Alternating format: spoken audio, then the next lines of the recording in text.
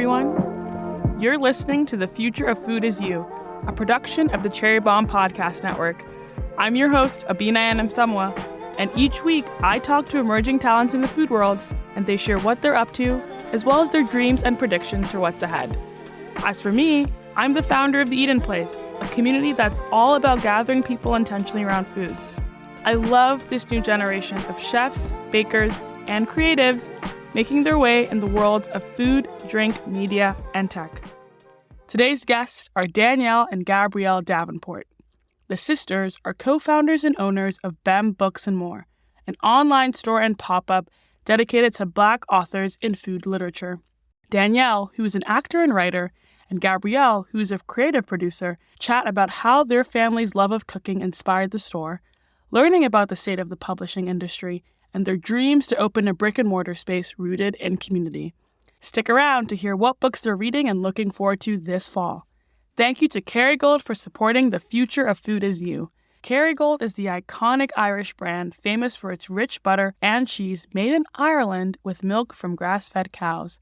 I was recently in Ireland with Kerrygold and got to meet some of the people behind their signature butter and cheese. I spent an afternoon with Kerrygold's cheese tasters to learn how classic cheddars like Dubliner and Skellig are aged. I visited the Ballymaloe Cookery School and watched Rachel Allen make some champ, which is basically an Irish take on mashed potatoes, filled with scallions and Kerrygold salted butter, in the gold foil, of course.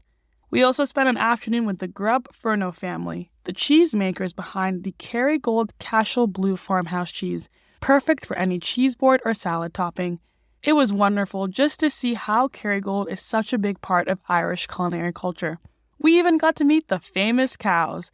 The Cleary family in County Waterford introduced us to their herd, and I learned so much about what goes into producing the best milk for Kerrygold's butter and cheese. Be on the lookout for some cow selfies on my Instagram. Each time I reach for my favorite unsalted butter or yummy cheddar, I will be thinking of those cows and their dreamy pasture. Look for Kerrygold butter and cheese at your favorite supermarket, specialty grocery store, or cheese shop, and visit KerrygoldUSA.com for recipes and product information. Some Cherry Bomb housekeeping.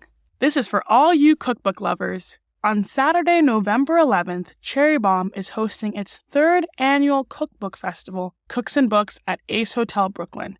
The day will be filled with panel discussions and live demos from your favorite cookbook authors, including Sola El Whaley and Abby Belingett. Tickets are on sale at cherrybomb.com. Get your tickets now before they sell out. Also, if you want to make a weekend of it and stay at the Ace Hotel Brooklyn, use code CHERRYB for 15% off when booking on acehotel.com. Now, let's check in with today's guests. Danielle, Gabrielle, thank you both so much for joining us on the Future Food Is You podcast. Thank you for having us. I know. It's wonderful to be here and chatting with you. Can you tell us where you grew up and how did food show up in your life? I'm from East Orange, New Jersey originally and moved around a bunch growing up. So I've been in New York for 20 years now. Very nice. So this is definitely home. And we come from a big food family. Everybody cooks, everybody eats, all the stories are told around the table. So I sort of can't think of memory sort of outside of food, if that makes sense. Like everything sort of is tied to whether it's, holidays or just like small moments and learning to cook with our mom, who is an incredible cook, and all of the sort of family legacy stories. Food has just sort of always been present and such a source of connection and love and all the good stuff. I grew up in Oakland, California. As Danielle was saying, our family moved a little bit. So both of our parents are from East Orange, New Jersey. That's where all of our extended family is. But by the time I was 6, we were in the Bay Area. Like my sister was just saying, food was always at the center of what we were doing. I think a lot about how my mom talked about California cuisine influenced her cooking over my lifetime and how much that's influenced how I cook and eat now. But again, it's always been a mix of what our family was already eating, the Jamaican classics that she learned from her first landlord when she was, in her early 20s maybe. And then, of course, some of the sort of Mediterranean-inspired fare that is really accessible in Northern California. So all of that, I think I also, especially when I was really young, I feel like I was the baker you and Mom would be cooking like the dinner, and I would make, I don't know, little pie crust cookies and stuff like that. Oh, so cute. So Yeah. I was like very proud of that for a long time. Yeah. And we all had our sort of like positions within the kitchen, right? And it was like an ecosystem where we were all moving around each other. So those are some of my favorite memories in the house that I grew up in. Yeah. And you both went to college in the city. Yes. We did. Yeah, you Yep. both went to Barnard. Yes. When you got here, what did your food connection look like? I mean, obviously, experiencing college in that part of the city is amazing. You've got Harlem, you've got Morningside Heights, you've got all these different areas where food is just abundant. So true. Yeah. For me, I was excited to sort of explore the city and be out and about as much as possible. I studied theater and comparative literature, so between like in rehearsals and doing the shows and reading the books and all that, like I sometimes wish that I had done more sort of socializing and exploring and all of that. But I was pretty sure that I was going to be in New York for the long haul. So I'm trying to think of what were some of the food moments that made the biggest impressions on me up at Barnard. But I feel like just in general, exploring the city and finding all the flavors in different places. And especially in the theater district, too, I'm sure there's like diners, pizza shops, just like places you're going in between to spark joy, just to fuel yourself, if anything. Yeah, I feel like it's so many of the small, especially, you know, on a budget as a college student running around, whether it's like the best slice, like Cornet Pizza, shout out for the Columbia Barnard Morningside Heights community with these giant slices. Yeah, I feel like it was lots of sort of quick things, or like the falafel spot, or like my favorite chicken sandwich from the spot that is, what was it called? I think it was like Nacho Mama's or something, underneath the dorm name. at 110th. And they had this like particular, I think that was maybe the first sandwich with like chipotle mayo, like a chicken sandwich with like cheese, chipotle mayo. It was super simple, super delicious, a go-to for sure. Yeah. And then lots of Dominican food, just chicken, rice and beans, maduros. That was always a go-to. I'm a sucker for some chipotle mayo on something. And I feel like that's maybe where it all began. That's so fun. How about you, Gabrielle? Obviously you guys have a bit of an age gap, so there are some things that you got to Different experience that, generation. again, weren't there in New York. Yeah, Coronets was still around by the time I got to Barnard. Nacho Mama was not, I have to say. Yeah. One food memory from college that I think about all the time was, I guess, my senior year. I lived in a single, and it was basically in a regular residential building. And I remember roasting my first chicken in this tiny oven for my best friend, Annie. And I was on the phone with my sister about like, okay, how do I do that? Like, I wasn't really dealing with raw chicken all you're that much. coming from like the Bay Area suburbs to like your shoebox apartment. Yeah, like I ate a lot of chicken, but I wasn't like cooking whole chickens, you know? So I was like, all right, I need a lot of guidance and advice on how this is going to go. And it turned out quite well. We basically just had it with Dijon mustard and like some bread. It was like That's so classy. Very basic, but so delicious. We were like, what? Why haven't we been doing this the whole time? So that's one food memory. That friend is also from the Bay Area, and I feel like so much of our adventures at Barnard were around finding good music and good food that felt like home. But even before that, my freshman year, I was basically sick my whole first year of college. Like I just caught college dorms are like petri dishes. Yeah. So everything that came through, you were attracting, unfortunately. Wonderfully fell ill with. Yeah. I eventually realized I started going to a naturopath and eventually realized that I had all of these food allergies. And it was pretty like night and day because when I stopped eating gluten and stopped eating dairy, my body worked. I was like, whoa, this is like a whole new way of sort of being in the world. It was very interesting to be doing that on a college campus where you don't have as much control over what you're eating. You don't have as much access, et cetera. So I ate a lot of weird dining hall salads with just the burgers, like cut up into it as the protein, not like an actual burger, but just like, it was like salad and honey mustard dressing and just like burger patty. Like, what is that? I ate it a lot. True college Yeah, I balling. was like, really? My friends were like, what? Ball on a budget. Going on? I was like, it's fine. You don't understand. I just had my little fries. It worked out well. But that was really discovering what actually worked for me to eat was like a big part of my college journey and a big part of being in New York. And rice and beans and maduros and Dominican and Peruvian style chicken, all of that was like, oh, this works. Like this I can eat. I don't need to be eating pasta and bread all the time. So that's what I think of.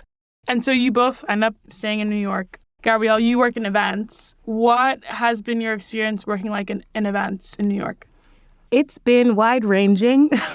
When I first graduated, I started working in live arts producing, mostly. So I was doing a lot of music and some dance and theater producing. And it was super fun. When I first graduated from Barnard, I knew I was either going to go into food or into music, and I ended up getting a job in music stuff first. So sort of stayed there. But what I've realized is the thing I really love about it is creating like rich experiences for people. I mean, I've certainly experienced what I would describe as life-changing experiences through food and music. And so creating beautiful spaces where people can come as they are and commune with other people who also care about whatever that thing is really, I think, an honor and a privilege if you do it well. So that has been the core of my work in New York, and it is exhausting and ridiculous, but also can be a lot of fun. And it's exciting to now, at this point in the pandemic and in BEM's growth, to be able to do more of that in person for the bookstore. And Danielle, you mentioned you were theater and comparative literature major. What was New York? How did New York serve as a place for you to discover your love of literature and discover the books that you're reading, the things you're excited about, the authors that you want to discover, and all that? It's so interesting. I feel like for me in college, talking about sort of the food experience in college, so much of the biggest food moments for me were really like, okay, what leftovers can I bring from my aunt's house? Yes. Like being able to go to Jersey for the weekend and come back and be stocked for the week. For me, as I was graduating, it was really like books or theater. Like my sister had food or music and I had the books or theater piece. I was either going to apply to PhD programs and go all the way with Comp Lit or jump into the world of auditioning in New York theater and kind of see what would happen. And I took that path, and it's been a wild and wonderful one. It's really exciting for me to think about sort of my relationship to language and whether that's, on the printed page in a book or on the stage and sort of how you bring a script alive and so forth. For me, it felt very continuous. I mean, on the one hand, there was like waiting tables in order to make the actor's life work and just all of those restaurant experiences being eye-opening. And like my favorite piece was learning for the kitchen, for the server test and like having the kitchen stage where you just kind of watch everything and I'm like learning techniques. There's still an omelet that I make that was on the menu at the first restaurant that I ever worked at. It was balsamic onions, tomatoes, spinach, and white cheddar. It's so good. That sounds so glorious. Good. It's so good. And that was just like watching and learning and seeing. And so there was so much of that was like feeding me, quite literally during that time. And then whether tutoring or translating or, again, like digging into amazing plays and scripts and doing lots of theater first and then more film and TV as things evolved. It was just always about what can words do? This book, J.T. Austin, like how to do things with words, like constantly figuring out how many things I could do with words and how many ways and being super inspired by that. Let's take a quick break and we'll be right back. Hi, everybody. I'm Kerry Diamond, the founder of Cherry Bomb and the editor-in-chief of Cherry Bomb magazine. Cherry Bomb's Cooks and Books Festival is taking place Saturday, November 11th at Ace Hotel Brooklyn. It's New York City's only cookbook festival. We have so many amazing authors joining us. I want to tell you about one panel in particular. At 3 p.m. on the 11th, we have a terrific panel called Mom's the Bomb, featuring Sola El-Whaley, Fanny Gerson, Camille Becerra, and Samantha Seneviratna. Camilla Marcus of Westbourne will be moderating this lively conversation about motherhood, kids in the kitchen, family meal, and more. Head to cherrybomb.com to snag a ticket and check out the full lineup while you're there. All tickets are $20. I know before you guys started BEM, you took a trip to West Africa, specifically Ghana and Senegal. So fun fact, my family is from I know you went to the Abri Botanical Gardens. My parents honeymooned there, and actually that's like the area where like my mom is from. Yay. I'm curious to hear, especially as Black Americans, going to Africa, reading about it, experiencing it. What was that experience like for you, and how did it spark the interest to really think about BEM and start to work on BEM? We had such amazing meals while we were there. And one thing that was really special, two of my best friends from college, two of them had studied and sort of spent quite a while in Senegal afterward. And one of them, her parents live in Ghana. So we were just able to sort of connect through like family connections and family friends in really close ways and have amazing meals and be in people's homes and sort of have, a new friend who immediately felt like family take us to the market. And so the whole experience was just so incredibly, amazingly shaped by being able to connect with folks and not just in like a tourist, I think that's happening over there, but like a come, sit, eat with me, like around the bowl. It was just an incredible, incredible experience. The meals were incredible, as with the connection and just thinking about all of the ways that, our history sort of intertwines and goes apart and comes back together, and all of the dynamics around that. It was just sort of, we all sort of know it intellectually, but to feel it when you stand in some of those spaces and sort of moving around, it was really incredible. I think also being in a Black country, 2 different Black countries, where we both traveled a lot in the Caribbean, and even I remember going to Cuba for the first time and seeing folks of such a range of skin tones speaking Spanish and so forth. That was really eye-opening, or going to Brazil. But being on the continent and seeing all of those Black folks doing everything that makes the society move, I was like, what? I wish this was more available to me, especially as a younger person. We had such a vision for what the trip was going to be. And I think it really delivered in so many ways. There was, again, so many incredible meals, so much great music. And being able to experience some of that with folks who were actually from there was perfect, especially right before the pandemic. We couldn't have known what was coming right after. So we were really grateful to have been able to go when we did. And for you, Gabrielle, what were the conversations like about, maybe when we get back, we can start this bookstore? Were there particular places or moments that really drove that conversation home? That's such a good question. So we talked about opening a business together for a long time. Basically, since I was in college, we actually had an Etsy shop. So cute. We were making these arm knit scarves. Anyway, that was maybe our first business together. So we'd been talking about opening a business together for a minute, and we're trying to figure out exactly what would make sense. We both live in Bed-Stuy and knew that we wanted it to be of the community that we were in. We were sort of massaging the idea for a while. At the time, there wasn't a main indie bookstore in Bed-Stuy. There are now a handful, which are all wonderful. But there really wasn't one at the time. While there are so many great indie bookstores across the country, there are amazing culinary bookstores, there wasn't one that really focused on Black food in particular. I remember there was one conversation we had in Herbert Von King Park in Bed-Stuy. Okay, it's it's a now or never situation. We've been talking about it. Let's go for it, or let's not, because we also have other things we're interested in and want to see see how those sort of unfold. And then I think when we landed on the Black food bookstore piece of it, I remember sitting on my stoop in the pandemic and Danielle was like, what if we did a Black food bookstore? And I was like, that's brilliant. That makes perfect sense for all of the things that we care about and are interested in. And I think for what we're trying to accomplish in opening a business together, we didn't want to just open something that anybody could have done, We wanted it to be, I think, really unique to us and our relationship. And this felt like the best expression of that, because what we were talking about all the time is what we were cooking, reading, eating, etc. So it just felt like a good expression of the two of us. Danielle, how did you come up with the name BEM? What was the connection behind that? And why did you decide on Bed-Stuy? I'm trying to remember what the journey was up to it. So BEM comes from our grandmother's initials. Actually, now as I say this now, I feel like I remember, speaking of where the conversations take place. We're, at a cafe and making a list and brainstorming and wanting it to have this idea of legacy. And so it comes from our grandmother's initials, Bernice and Marjorie. Yeah. Wow. So we needed a vowel to tie it together. The A was taken here in Brooklyn with our dear Academy of Music. If you have not heard of the BEM Brooklyn. Yes. So we kept talking about it's nice, it's percussive for our musician in the family. I think it was just this feels right. We wanted it to... It just clicked. Yeah. Very nice. BEM Books and More, because we knew at the beginning, as we had sort of been brainstorming what a shop might look like, there was a version of it where it was maybe it would be home decor items or something like that. And so the idea of the and more, and the fact that we would grow into okay, what are all of the things that, Black food and literature and culture and home, what might it include? And it felt like even from the very beginning, the answer was so much. Let's leave it open. Let's call it BEM Books and More to see how it grows.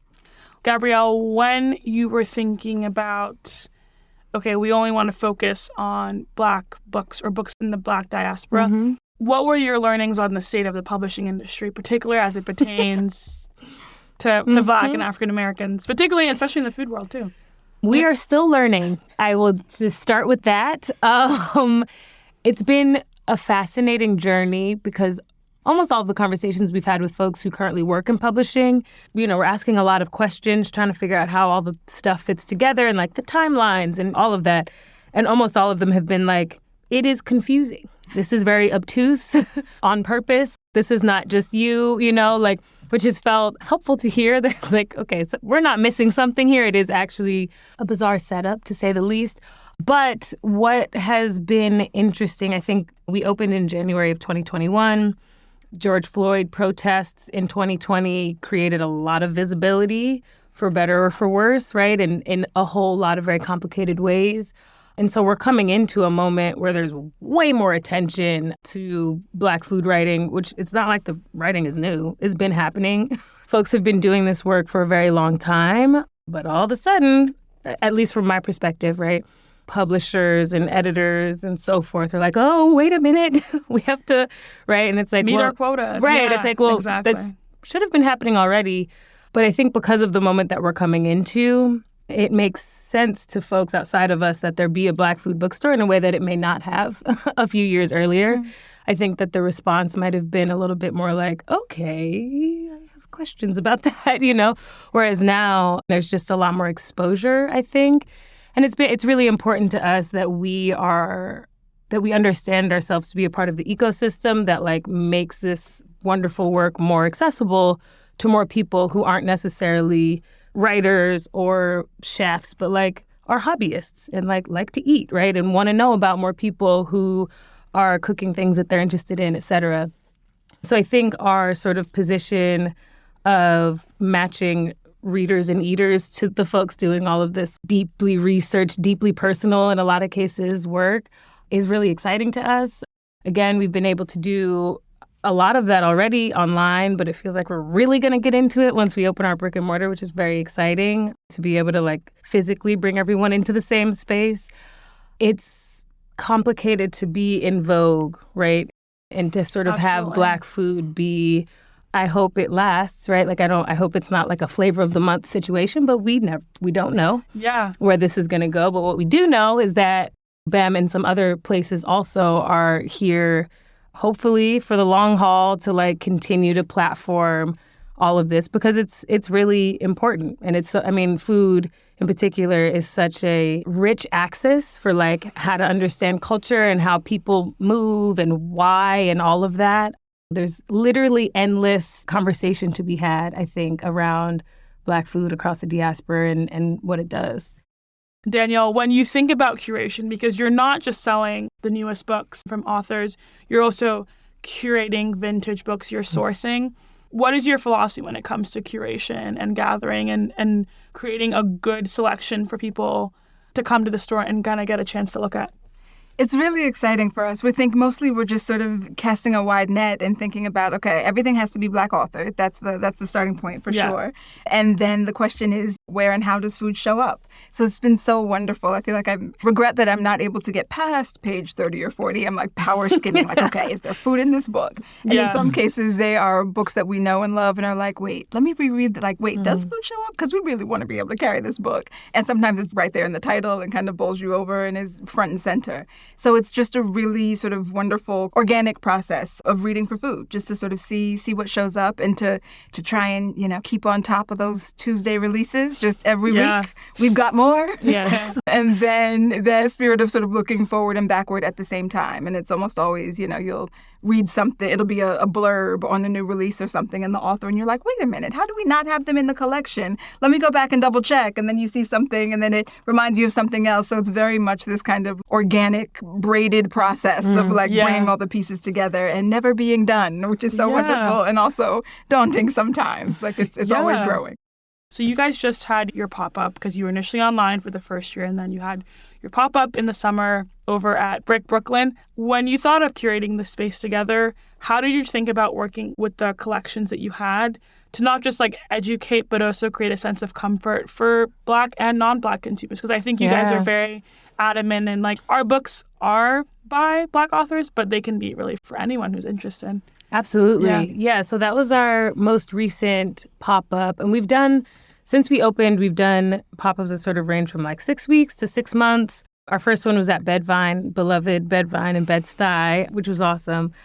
But at Brick in particular, it's always a fun dance a little bit to bring what we think of as sort of like the BEM core collection and to have the new releases as they come out. And it's always really responsive to the people that are coming in, which is so, I'm trying to think of a good example. There were a couple of folks that worked at Brick that would visit with us all the time, which was really beautiful. And they would make requests all the time. And we added some books to the collection from their suggestions. And we found, for example, that when we are at an event, for example, with like a Black food event in particular, like we can't sell enough vegan cookbooks. They disappear immediately, which is fantastic, right? But there's a practice of hearing what people are interested in and looking for and trying to put that in front of them. You know, it sort of surprised me at the beginning when we first started having pop-ups because people would come in and it, looks like a bookstore. You can't necessarily tell, especially because we're showing up in different locations. So there's only so much sort of like cosmetic. The traveling road show. Yeah, exactly. There's like only the Scholastic Book Fair. Yes, very much so. Yeah. So there's, we have all these visions for what the brick and mortar is going to look like, and none of the pop-ups have been all the way that thing, right? So you can't, walking in, you don't know that it's a Black bookstore necessarily. And so people come in and they just browse around and eventually they're like, what do you all do here? Like it's like the theme starts to like sort of emerge and they're like, oh, there's like something going on. But your point about it really being for everyone is so true, right? Any person of any age could come in and find something that they're excited about. It could be something that they read in high school and want to reread. It could be a book by a chef they've never heard of that their friend told them about this new dish and they want to try it. So that's been really, really rich because we're lucky, I would say, across the board. Most people are like, this is so cool. I'm so glad to be here. I'm glad that this exists. I want to learn more, add me to your mailing list, all of that, which is the best you can ask for as a new small business, particularly in Brooklyn in 2023, where there's a lot of places people could go, a lot of good stuff for folks to get into. So whenever people choose to spend their time or hard-earned dollars with us, that's the whole point. We're happy to have them. But yeah, I'm curious to hear, how do you think about wanting to really live out your visions, but also understanding like the elements of just building a business at a time like this? Yes. I mean, the brick and mortar has always been front and center and absolutely the dream and what we want to do. And we are working our way towards it. Things are evolving quickly. So we really look forward to being able to have all of our books in one place with the test kitchen, with the cafe wine bar, with the archive for all of the gems that are out of print, but that we still want to be accessible to folks. And in terms of learning the business of it and figuring out how we get to that brick and mortar step, it's been, such a learning curve and so exciting and a lot of money to raise and conversations to have. And also clarity as we've sort of refined our business model and continue to and have new opportunities in front of us. It really will be so wonderful and so helpful to have a single home base. Right now, our mailing address is at the mailroom store. We go, we get the box, we pick it with the office, upstairs, downstairs, all over town. You're like 2 apartments, all the things, many like, trains, many wagons. Oh my gosh. Yeah. So it will be so wonderful, just energetically, spiritually, in terms of the storytelling and the events and the energy, all of that, but also just in very sort of practical, like efficiencies and, how do we best run this business? Like having a space is just going to be everything. For sure. So we're marching toward that. I would also say I think there's so much attention toward supporting Black founders, female founders, Black female founders, and yet knowing how to actually get to those resources or getting to them at the right time for your business, right? Like there's a lot to navigate there. And I think it's been an interesting exercise for me, at least, in terms of keeping the blinders on to like stay focused and be like, we have this vision, we believe in it, other people believe in it, we can make it happen. And paying enough attention to the market to not be bullheaded. You know what I'm saying? Like it's a very specific sort of like position to be in. And I'm so sure that we'll land in the right place and continue to evolve as things change around us. But it's a fascinating time to do anything, much less open a business. What's your philosophy around being scrappy and like working towards that dream? And how do you find support within your communities to make that happen? I think our philosophy has been like we need to bring the books to the people where they are. We opened in the pandemic online because we didn't want to just wait indefinitely. Like, we had made a good amount of little momentum toward figuring out what this thing was going to be when the pandemic arrived. But that also set us on a path of like running an e-commerce business, which is different from what we thought we were doing, right? To open an indie bookstore around the corner from our house is really different sort of orientation. And so it became, with that first holiday pop-up at Bedvine in particular, it was like, oh, when people can see us, they buy stuff and we have beautiful conversations and it's so fun. And like, that's what we're really after. So the strategy has very much been to like be in person and tell folks where they can find us and hope that they will come to us as they said that they would. And again, which is why we're so sort of like gung-ho about the brick and mortar. We are also revamping our website right now, which is very exciting, to make some of that e-commerce stuff that's already happening work a little bit better than it was before. But yeah, the scrappiness is absolutely necessary. I think we definitely underestimated books are heavy. Cookbooks are particularly heavy. They're beautiful, right? Like, they're beautiful. They're loaded with objects, stuff. right? Yes. They earn that weight, but it's a lot to move them around. So, in terms of calling on our community, our family is a huge, huge, huge support. And I would say that we've come into some really wonderful people who've worked with us. Really, our first staff member, dear Brittany, who keeps the whole thing moving, which is incredible. So I would say that we've gotten lucky with some of our hires and just sort of helping us like bring this all to life and keep making systems that make it a little easier. You are both sisters. You're working on this together. Mm-hmm. Family is both beautiful, and we've known someone for a very long time. It can be either very easy or very difficult to work with them. What has your relationship been like, and how do you bring both of your experiences and elements into creating BEM? It's a very different thing to go from being just sisters to being sisters and business partners. So it's been a huge learning curve and all kinds of things that we have sort of, I feel like there are aspects of each other's personalities that we've watched other people experience in a different way, and now we are experiencing them ourselves as we work through certain kinds of things. So there's been so much that's been, dynamic and wild and wonderful, and it feels like, a family business is such a beautiful thing, and it's just been super dynamic and exciting. Yeah, it is hard. It's beautiful and very challenging, right? Like, we were really, really close before we started this. And I think partially because of our age gap, we never fought. It just didn't make any sense. Like, we didn't have any of that sort of like sibling rivalry type stuff. Yeah, it's been a huge adventure. But I think at the core of BEM is like stuff that we care deeply about and I think have shaped each other's feelings and understandings of in really sort of inextricable ways. And so I think that will always sort of, I hope, right, will always be felt as like the core of why BEM exists, because it really was built as an extension, I would say, even of our family and of our relationship.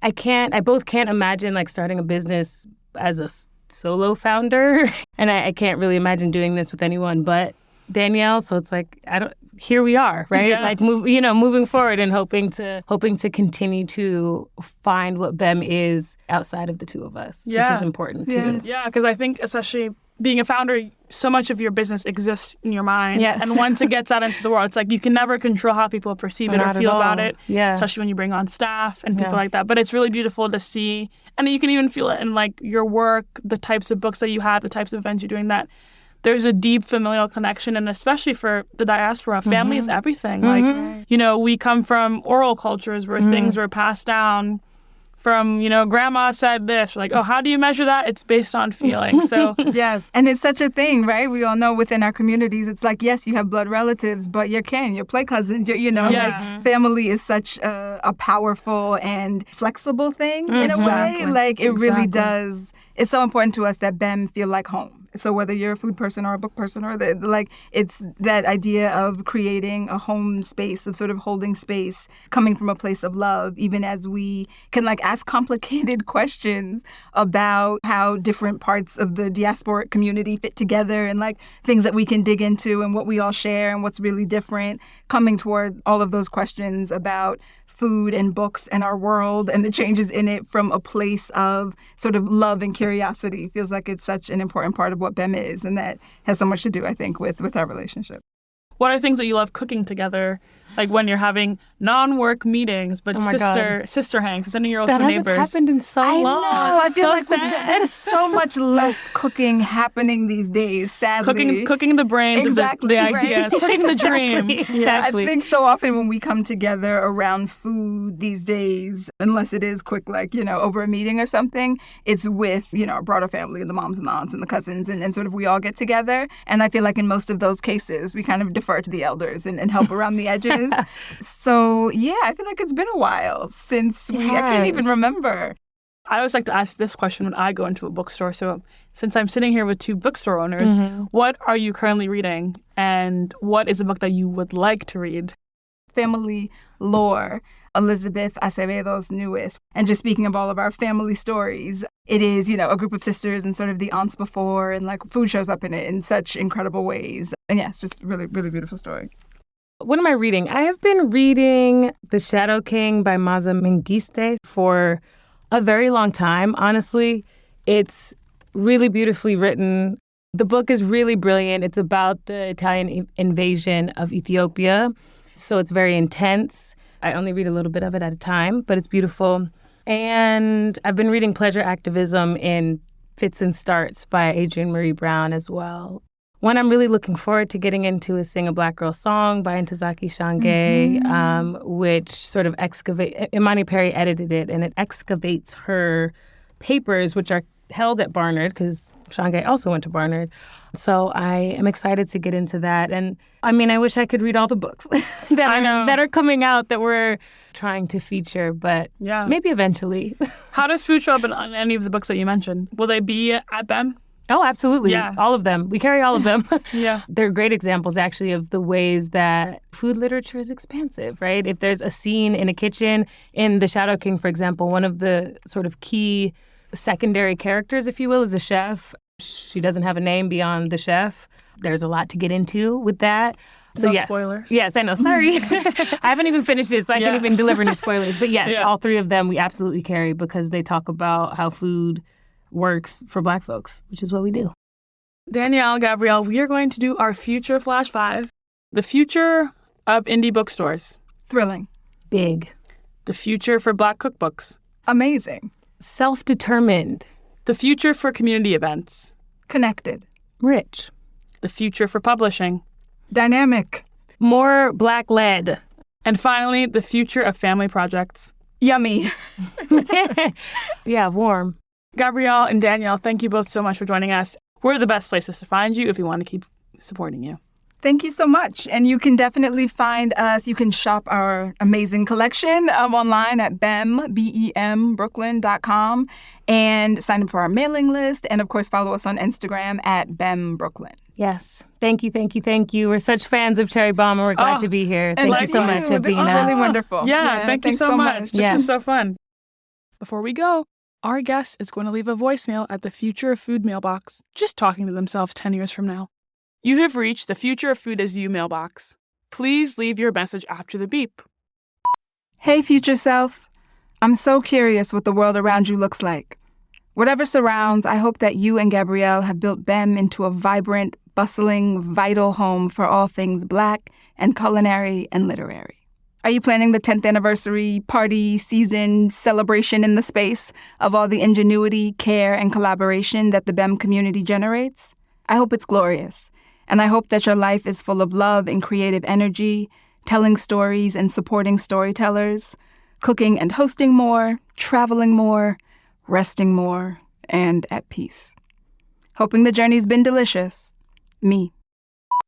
Dear 2033 self, look at what y'all built. This beautiful, multifaceted community institution for Black food books is strong because of its people. It'll live on for decades to come, too. BEM has led you on some fabulous adventures in New York, across the country, and abroad. You've expanded the offerings, you're publishing now, and you've learned so much through trial and error. Keep trusting in your team. You've built with an amazing group of dreamers who care deeply about Black people, books, and food. I'm so proud of you, and I'm so proud of BEM. Keep reading and keep cooking. The eating is a given. That's it for today's show. Do you know someone who you think is the future of food? Tell us about them. Nominate them at the link in our show notes or leave us a rating and a review and tell me about them in the review. I can't wait to read more about them. Thanks to Kerry Gold for sponsoring our show. The Future of Food Is You is a production of the Cherry Bomb Podcast Network. Thanks to the team at CityVox Studios, executive producers Carrie Diamond and Catherine Baker, and associate producer Jenna Sadhu. Catch you on The Future Flip.